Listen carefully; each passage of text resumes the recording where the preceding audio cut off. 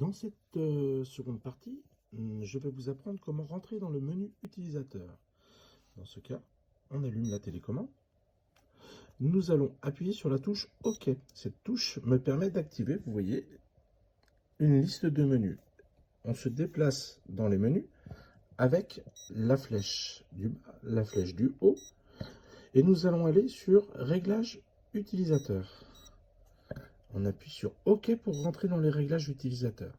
Si vous voulez revenir en arrière, vous avez vu qu'il y a une petite flèche blanche en dessous du bouton OK.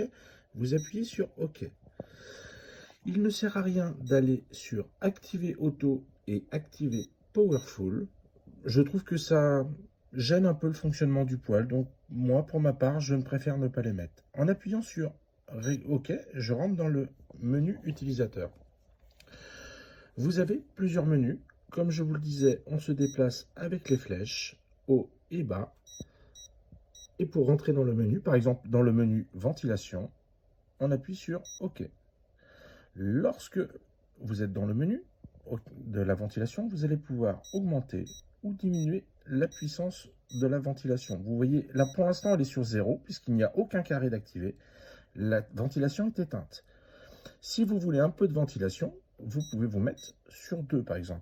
Et on appuie sur OK. Automatiquement, la ventilation se met en fonctionnement.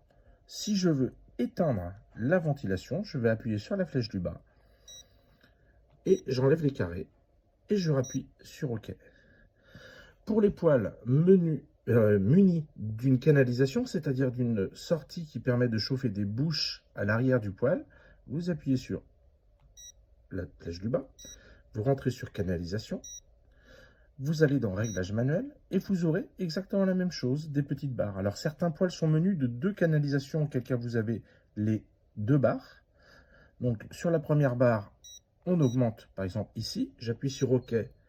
Là, à ce moment-là, je suis sur la deuxième canalisation et j'appuie sur OK.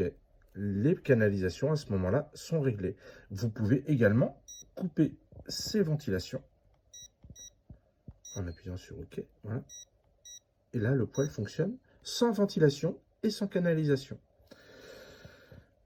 Je vais revenir sur le menu. Vous avez le menu chronothermostat qui vous permet d'activer la programmation. Ce sera l'objet d'une 3e vidéo où je vous montrerai comment faire une programmation horaire pour votre poêle à granulés.